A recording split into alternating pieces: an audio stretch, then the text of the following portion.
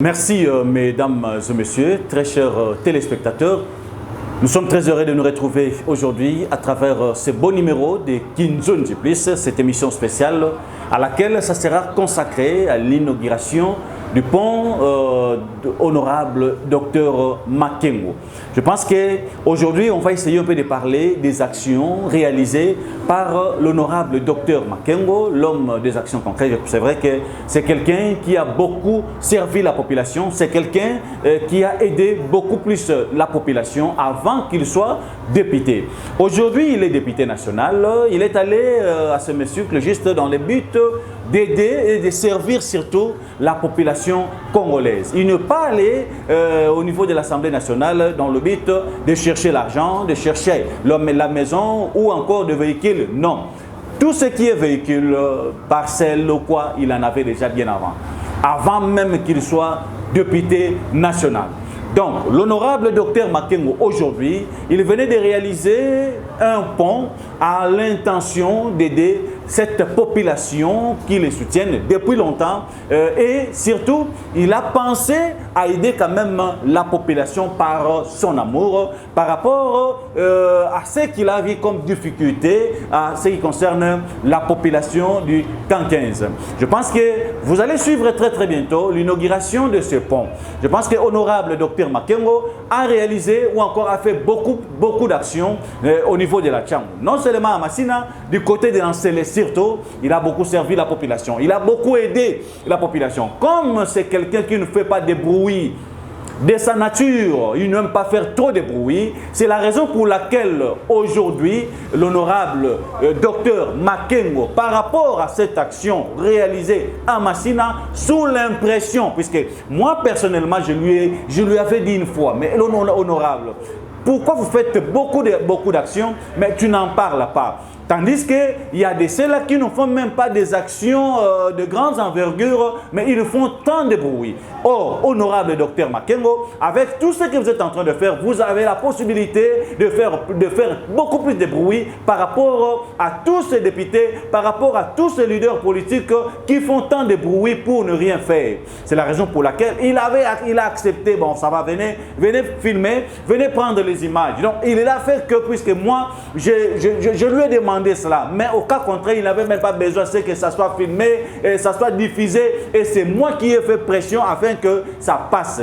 Et aujourd'hui, vous allez voir ce qu'a été la quintessence de cette activité qui a eu lieu du côté de la Tchangou, plus précisément à Massina, camp 15. Alors, sans plus tarder, je vous laisse d'abord suivre ces images. Suivez comment l'honorable Dr Makengo il a été accueilli à Massina, camp 15. Je pense que les images ici plutôt, ça va vous donner un peu l'idée de ce qui est l'honorable Dr Makengo. Merci beaucoup à tous celui qui nous avait accompagnés. Merci également à tous celui qui fait partie du bureau du Dr Makengo. On en parlera très bientôt là. Moi personnellement, je félicite beaucoup l'honorable par rapport aux actions. Je ne parle pas seulement de cette action de grande envergure qu'il venait d'organiser, de faire au niveau des Massina camp 15, mais je suis en train de généraliser tout ce que l'honorable Dr Makengo a fait comme action de grande envergure depuis qu'il a commencé sa carrière politique. Donc, je l'ai dit au début que l'honorable Dr Makengo faisait déjà des actions avant qu'il soit député. Il en a déjà commencé, il faisait des dons, il faisait beaucoup de choses, mais il ne voulait pas que les gens les sachent. C'est comme on a toujours dit, ceux qui l'ont beaucoup épaissi et kabi, oyo eyebate. C'est ça la politique de l'honorable Dr Makengo. Alors, sans plus tarder, suivons d'abord ces images et on va se retrouver dans quelques minutes. Suivons ce qu'a été l'événement de Massina, quartier camp 15, avec l'inauguration de ce pont réalisé par l'honorable Dr Makengo. Suivons et on se retrouve dans quelques minutes.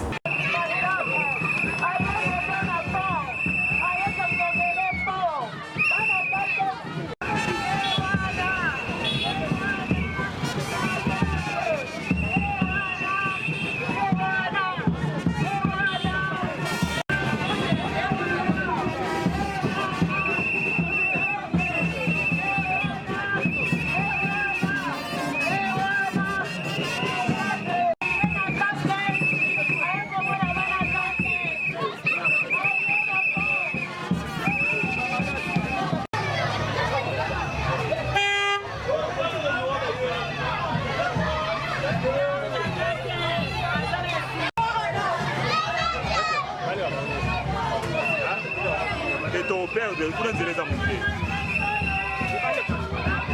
so libanda kotindika bango te kuna nzela eza moke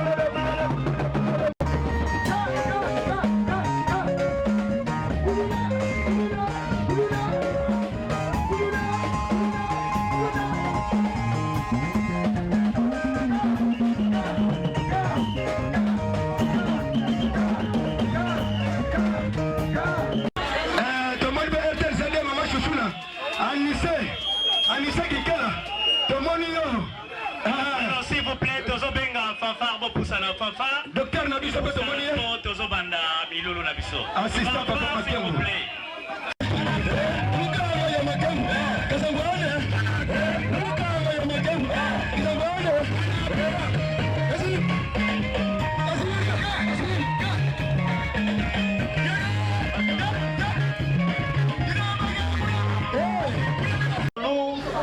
Docteur Makengo atali na kati ya libenga na ye alobi ete ngai il faut nasala quand même pour na bana ya conquête na yango abimisi 15 000 $ ya passerelle oyo esangisi quartier 1 na conquête. Honorable Docteur Makengo azali élu ya circonscription ya Tchangu asali makambo pe ebele yango bozali komona bato bazali ebele parmi autres ba membre ya association ABEDEM association bana Docteur Makengo yango wana nde bakoki kotombola misapi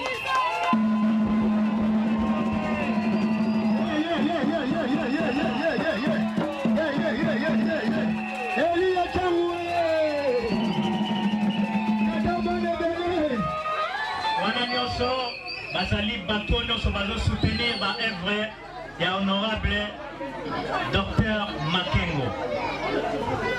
Pona yango toko wele na ngonga tosengi na bino hôtel mabole kaliboso population emo na bino pe ebete na bino ma tombeteli bango maboko banotaka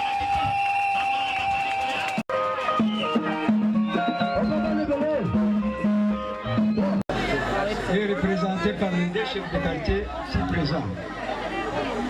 Chers invités, à vos titres et qualités respectives, mesdames et messieurs, à ce jour dominical du 27 novembre 2022, date qui sera gravée du quartier Tchangu et celle de Djujombombo.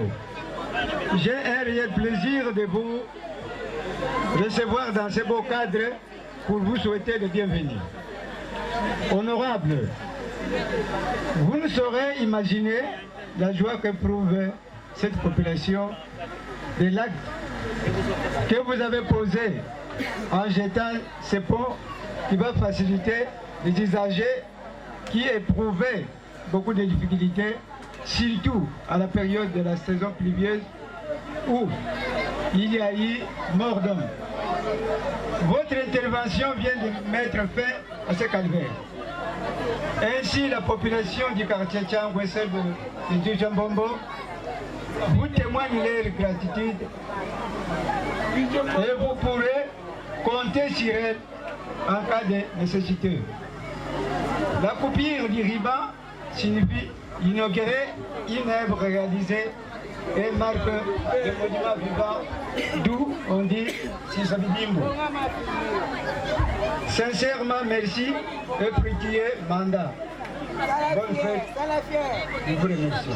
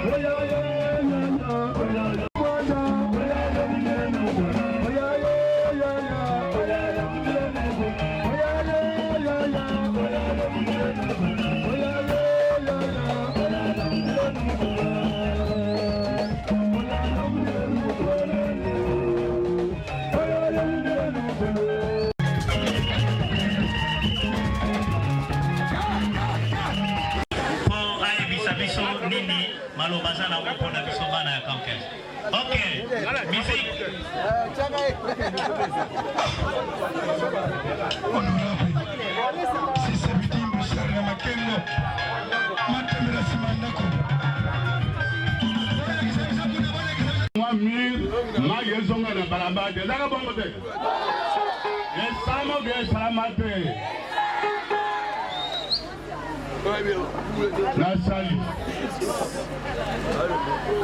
Si mon papa ça que nous comme mai. Honorable Koto Mai et Yakate. Ma cambrement la caché de banque par un groupe en bataille. Les banques les bossons de Gungunji. Côté ya prince. Bango bati bosso ba sengaka. Mai bi malade honorable Sunga Biso. Na Sunga ka bango la personne mbongo na régie des eaux. M'sait salama Mai se bima.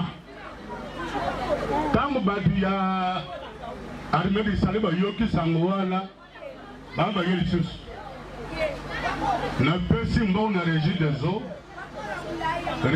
a sali musala maye bima même pas la bino awa ba ko senga mbongo bango ba senga 200 000 d'ailleurs moins cher coûte après ba ninga msusu wana na pesa mbongo wana ça fait presque 2 mois. 2 mois de personne mon régie des eaux pour maille koto et bima. Na lelo maille bima. Et bima de courant des na lingi bo sala comité bo landa régie des eaux. Bo landa ingénieur. Vous avez comment ingénieur nani yango? Comment ingénieur Clément. Bo landa ingénieur Clément pour la personne bon ka bo maille koto et bima. On kola yaka ko zombo bazakana. Papa moko boya za pasteur. Comme bon a yebi sous-souté. Oya pasteur. O bazale pasteur. Ada zayawa. Ada l'église. Voilà. Tango Clément Indra yaka bayaka na pasteur Ada. Bolanda badobo sa comité bolanda bango. Toye ba msale za ndenge nini. Na lelo ata rapport moko ba pesa ngate. La rapport. Est-ce que vous savez que vous avez dit ça? Non, je crois ça. Ce qui est là, c'est que vous pouvez s'en aller. Vous pouvez s'en aller. On a que 5 pour vous pouvez s'en aller. Il faut dans la carte d'électeur. Vous comprenez, hein? Il faut dans la ligne. Enrôlement de somme de décembre. Enrôlement de somme de décembre. Ou alinga makengo. Alinga kable makengo. Asa nini? Akengo gozo 4 ya. L'électeur bon modèle. Yoga meto yoga nite. Biso nyonso. Enrôlement de somme carte d'électeur. Comme makengo go 5 ya asa nini? Merci beaucoup pour la promesse.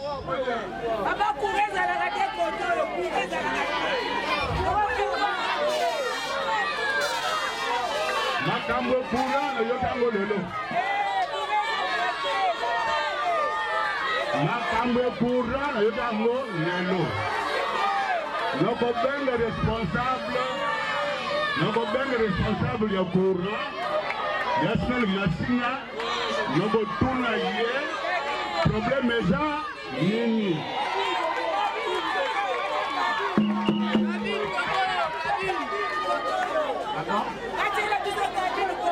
Oui, c'est possible. Pour la salle, le ministre, il y a un courant. La salle est mardi. Il y a un transformateur de sous et il est. Oui, ça comme moi, ma casse. Pour renforcer le transformateur de sous. Après, c'est la promesse Wana. Quand Wana, il y a un courant. Comme le Yébi Angol Lelo, nous causons la Yé, nous commandons le responsable courant. Yamasina, Toyeba Dosa Ndenge. Boyokina Este Mboke Zamugu. Este Mboke Zokende. Barwane Balingi Bozo Biso Mboka. Bozo Bomengona Biso. Pour la Yango Biso population, tous à la mobiliser. La Sengi Bajan. Bajan Badawa. Bajan.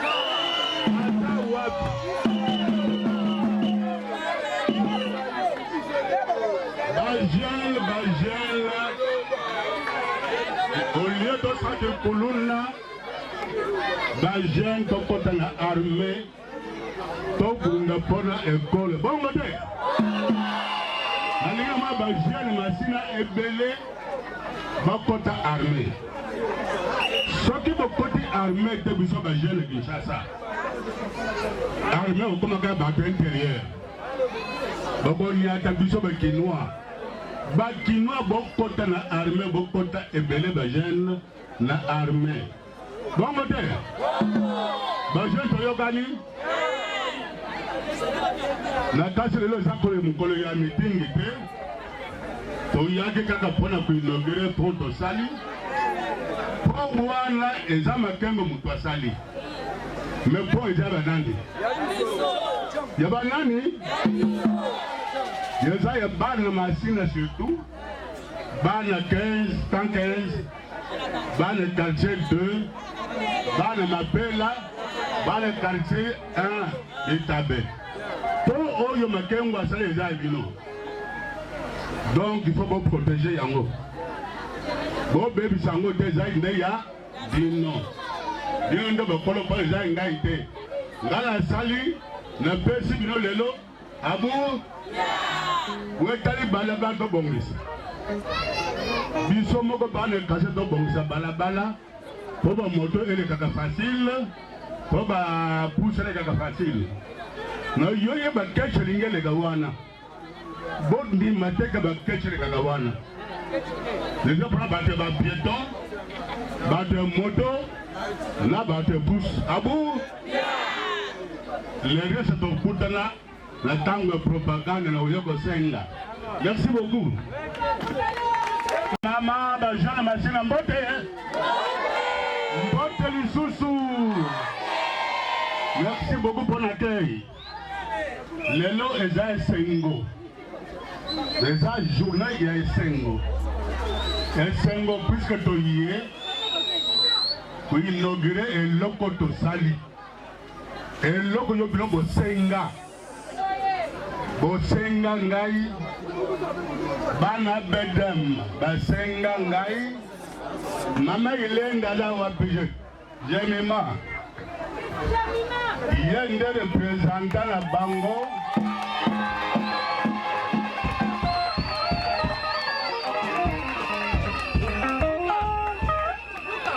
Bango nde basenga ngai na sala pont oyo.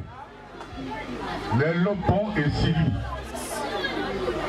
Mukolo liboso na yaka yezaka vendredi le 27 juillet. Le 27 septembre. 4 mois de salibon oyo. Quand on a yaka pour la Pierre, banga liboso, na yaka na idée na sala passerelle, pour battre les cas. Moto et les gars, ça va bon côté. Bino bolobité honorable. Toleni même pousser les gars. Ça va bon côté. Est-ce que ça l'a mis fait? Les gens sont mauvais dans ce côté.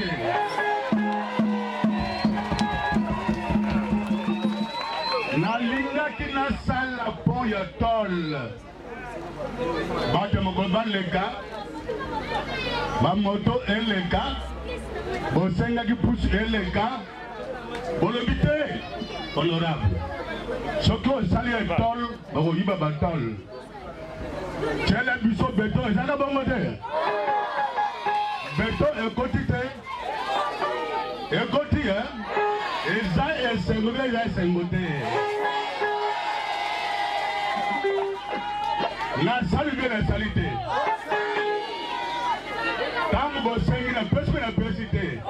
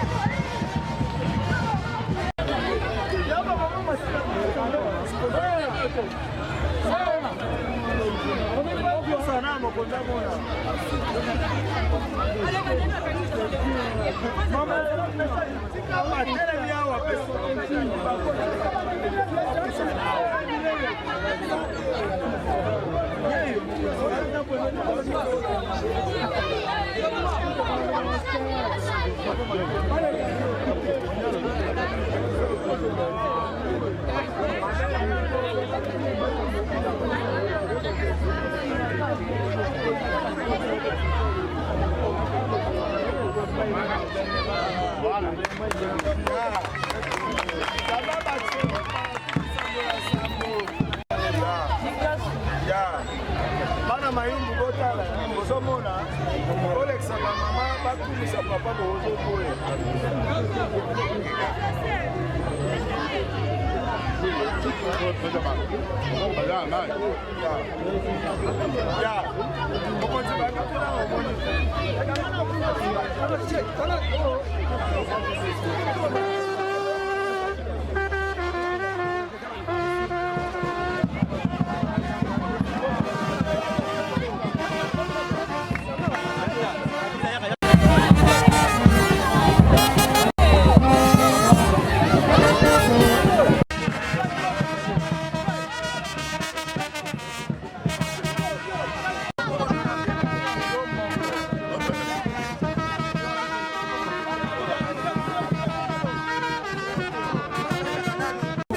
Je pense que nous vous avons trouvé ici au niveau de Camp 15 par rapport aux séparateurs que vous avez, par rapport au pont que vous avez construit.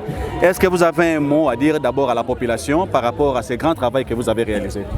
D'abord, le mot à dire d'abord, c'est le voulais dire merci puisque il m'avait contacté. Il m'avait posé un problème. J'ai toujours même par la campagne qu'un député c'est un ouvrier. Et l'ouvrier, le travail, c'est le patron qui lui donne le travail. Ce n'est pas l'ouvrier qui cherche à travailler. Que faire?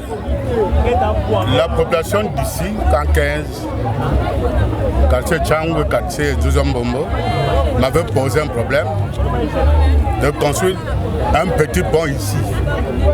Vous avez le pont pour passer par ici. Il doit en saison pluvieuse. Puisque la population c'est mon patron, il me confie un travail. J'ai exécuté l'ordre. J'ai construit ce pont. J'avais posé la première pierre, c'était le 27 juillet cette année. Nous sommes le 27 septembre aujourd'hui, novembre. Je viens pour inaugurer ce pont, pour autoriser la population de passer par ici. Quand j'étais venu pour poser la pierre angulaire, j'étais venu avec l'intention, moi, de construire une passerelle pour les piétons et pour les motos. Mais ils sont non honorables. Nous voulons que même les chariots passent. Nous voulons faire ça en tôle. Je dis non. Nous voulons que les fassent en béton. C'est plus sûr. Le tôle, parfois on le vole. Tout ça, j'ai exécuté parce que le patron m'a commandé, qui sont mes électeurs. C'est eux qui me commandent moi. C'est comme ça que je fais ça. Aujourd'hui, c'est une chose faite. Je suis venu pour, comme j'ai dit, inaugurer ça, autoriser les gens de passer. Voilà pourquoi nous sommes là. Merci. Moi, je suis venu à Lingala pour la Mangala. Est-ce que la population congolaise pour oyo sali yango na bit nini et puis pourquoi c'est pas que sali yango na mili à 15 ans? Bon, les locaux les aba bango basenga ngai. Population par entremise association ngai ABEDEM. Association Bana Docteur Makengo. Na reno basenga na kombo ya population. Donc il y a le 27 juillet le tcheli banga liboso po musale banda to bandi musale lo musale sili le 27 novembre to yoko inaugurer ngo to autoriser bango baleka moto eleka chariot eleka mutomokolo aleka bango bo sengi na bango ezaka nde bongo na to sana salango. Merci. L'étude donne un message à la population de Tchangou et surtout celle de Massina. Population de Tchangou, dans le Bible, bango basenga ngara sala. Koloko ya ngala basenga bango lisusu. Vice versa. Ngala basenga bango. Et puis si bango koloko ya ngai, po bango ba pesa ngai wona basenga. Il faut baser en cas d'électeur. Donc la sengi population de Tchangou, ya Massina. Décembre, enrôlement Zobando. Bazo ba carte d'électeur, comme Kongana Osenga Bamba Pesangai. Ne sengi population de Tchangou est à Mobulu. Ba Rwanda Balingi Bazobson Boka. Ne sengi ba jeune Tchangou, ba kota na armée, top Bengra Banguna ba Rwanda na Mboka. Voilà le message de population Yango. Merci beaucoup, honorable. Papa to mondio na kati ya inauguration ya po ya Docteur Makengo na quartier Tchangou na quartier Nzuzu Mbombo na ebike ko se présenter na activité ezali ya ozali nani ngai nazali merci na question na yo ngai nazali ingénieur oyo asili pour réaliser misala oyo na honorable Makengo abengai na ngai mpona concevoir yango et puis na réaliser yango yango na lelo nakokisi posa na ye yango nayaki en tant que l'œuvre nani maître d'ouvrage de l'œuvre yango naye se présenter na inauguration ya pont oyo na pont oyo ekoki komatisa to ekolekisa combien de kilos to combien de tonnes? Bon, na pont oyo au moins tozala na 100 et quelques tonnes. 100 et quelques tonnes ekoki koleka awa. Donc on est dans la difficulté. Dans la difficulté. Pour na salaki yango pour que pont na sala yango moto eleka et puis pousser les cas. Comme on a ingénieur Jean-Jacques Wani. Merci vraiment na œuvre au tikeli bana masina bana ka 15 bana nzuzu ambo. Ngai mutuna opesa bino merci pona mutuna bokwa koyeba ndenge nini eloko esalami. Merci. Papa ba mai ben le ka ba ko tele ka pa ba to yoka na biso ka te pa to na pa na mai. Moto ba moteur apesa ki biso moteur wana mabe. Biso mo ba peuple to fi ko na ba avocat. Ba bo biso mai rien. Bo pesi ba to na tracteur pe mbongo. Maman, moi, je suis le gouvernement provincial a tenu mais sous population au Pessimon. Il faut organiser pour mettre masanga à makasi. Papa vient papa tanga maman fait pilata ndaki boka nangai. Maman ta ndaka passer et pendant na mai. Papa vient parce que ça t'a augmenté. Merci toi qui va konzamboka ba yo. Merci. Peso merci to bande ko lekana pasi lo to mono che biso pon to ko mo lekene sengo mo to nyata suba ma salté ezate ya to peso merci musano eke liboso. Bon na ndenge botuni ngai ezali occasion ya ko louer ba initiative ya malamu na masina to na esika to fandi. Bon nayebi ke koto bato banai ko nyoka mingi soki mbule beti na ko katisa on a otala bandeko pona osoma biloko pona koyana biloko na côté ya wenze. Alors initiative oyo honorable asali eza vraiment malamu et bongi ezala mingi pona ko faciliter vie à bato. Merci. Merci. Merci pende tsepini makasi pende mo mwana betu wansu pende kime ke kasadi ni mukatike po yai. En tout cas tsepini pende makasi bana baba yaka bana baba su pende simba pende ya moko mama pende tontombul musio mo mama akul pende mo kala abo abuna mo kala pende kitoko pende tu sepile pende tu beta mo ku fweni mbuli no kana katike po ya do muntu ataka tu pende aleziti we kume kuno nzwani. En tout cas bana baba yaka bana baba su pende lunto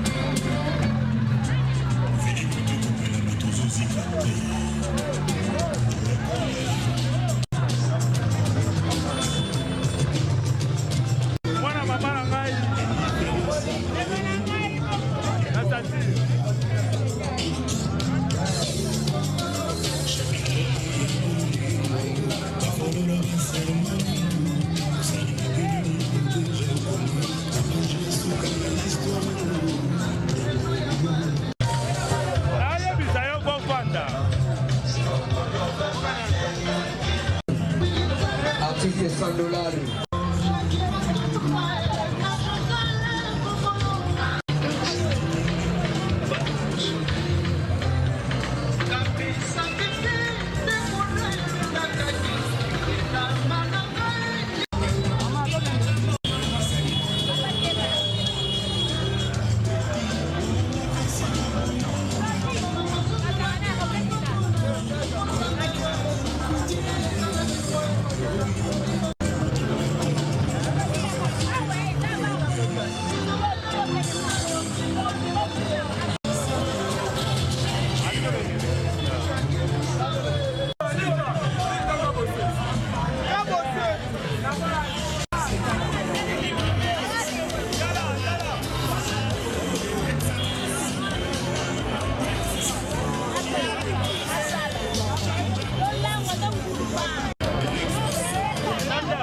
Suivre là les images vous avez suivi comment l'honorable docteur Makengo a tamboli makolo. Donc, vous avez dit que vous avez mais à tamboli na makolo. À côté pendant na kati à Jérusalem. À côté pendant na kati à village na ye. Ba yambi nenge ba yambaka ba konzi na niveau ya ba village. Il a fait pieux. Ti na niveau ya 15. Impact ya danger. Oh peut-être ba image je n'ai pas voulu assez que to kota pendant na bozindo makasi mais je vous dis, sur qu'un impact à travers cet événement, à travers l'inauguration, il y a pont honorable Dr Makengo. Et surtout, la population, Bazanga ki malobate, Pesi merci mingi, Balobi ebele, Basali bambula na bambula, Nzela wana ndenge bozomo na ngo wana ezaka na ponte. Tandis que ba mère na biso, Bayaya, bandeko tout, bandeko leka wana, il faut gumbambati. Alors, na souci wana, na mawa wana, oyo honorable, docteur Makengo azalaka nango pour la population. C'est la raison pour laquelle il a pensé à ce que atie la bande konaï à secteur bon oyo bouti komona wana. Et ndenge zalaka na coutume aboaka ki moi masanga, aboaka ki moi likaso puisque c'est quelqu'un qui respecte beaucoup la coutume. Et surtout n'oubliez pas, il a été accompagné de ses collaborateurs. Je dis merci beaucoup à Dr Eddie Makengo ou encore Dr Makengo Eddie, l'homme intelligent, l'homme sage. Il y a l'ambara morobo et sous police, neto benga tolba héros dans l'ombre. À l'ambaki li solo pour le cas na ben pacte bomoni wa. Na menga ke li boka mobile ya honorable Docteur Makengo, il a fallu qu'il soit ici à ma droite. Docteur Eddie Makengo, coup de chapeau par rapport à tout ce que vous avez fait pour que l'événement wana et Simba Topé et les Canadiens moko ya malam. Je ne peux jamais oublier de dire aussi merci à Pelou Ghislain. Pelou Ghislain, merci coup de chapeau par rapport aux efforts fournis pour que événement wana eleka kitoko. Na PCP merci beaucoup na assistante parlementaire Malonga Justin. Et je ne peux jamais oublier de dire aussi merci beaucoup na Mukwasa Alphonse. Donc je répète, je dis merci à Pelou Ghislain et je dis merci na Malonga Justin et je ne peux jamais oublier de dire merci aussi à Mukwasa Alphonse. Et à l'équipe mobile au Balamba qui est solo pour que l'événement wana eleka nandenge et salam. Donc, quel honorable docteur Makengo, qu'il soit député ou pas, loko la zara na mutema wana ya kosali sabatu. Loko la zara na mutema wana ya kosunga population. Donc, il pouvait toujours construire ses ponts. Qu'il pleut ou qu'il neige, même s'il n'était pas député. Donc, personne ne peut dire aujourd'hui qu'il a construit ces ponts puisqu'il est député aujourd'hui. Ou c'est dans le but politique. Non. Et ça, l'action où il y a messana kosala. Ce qui n'a même bien en télé, bo tali action, bo yoke pas batu action au honorable docteur Makengo sala, et msusu bo contredire ngate, bo comprendre réellement que c'est quelqu'un qui aime les gens. C'est quelqu'un qui aime les gens. Félicitations et coup de chapeau encore à l'honorable docteur Makengo. Soki batamukili bandimiote, même bato bana zamba, barondi mayo. Soki batamu ya zamba bandimiote, même bambisi na sea mai, barondi mayo honorable docteur Makengo. Moi je l'aime, je l'encourage aussi. Je l'aime pourquoi? Puisque c'est quelqu'un qui comprend facilement. C'est quelqu'un qui a les soucis des gens. C'est quelqu'un qui aide les gens. C'est quelqu'un qui sera pesé à gauche, le bord de Yamobali et Yebarati. Il y a de ces gens qui sont à Kabelo à $50. Au royaume de la famille, au royaume de la famille, moi aussi. Au royaume de la master. Mais l'honorable docteur Makengo, quand il te donne, c'est tout. C'est tout. Au royaume de la montagne, mi balé, mi satouté. Et puis, à ça, l'action a été poisa député. Non, à ça, par amour. Voilà l'exemple à suivre. Ce sont des actions sociales que la population congolaise a besoin. Mais tout que nous avons tant muto kabela yo yo pe kanisa nini na kabela yo. C'est la raison pour laquelle ce bolandi message ya suka ya honorable docteur Makengo alobaki yango malamu ngape un jour na kosenga bino ngape un jour na kosenga bino. Merci beaucoup. C'est ici que s'achève cette émission. Coup de chapeau encore à docteur Makengo Edi. Azaka toujours wana. Il a toujours été présent. Azawana juste pour na kotiapwa. Azawana juste pour na kolanda likolo ya grand coach. L'honorable docteur Makengo, le grand coach. C'est yem ta coacher na minute. C'est que ce qui est honorable docteur Makengo azo coacher. Boy sanga sikoyo, le capitaine c'est qui? Le capitaine c'est docteur Makengo Edi. Je te salue.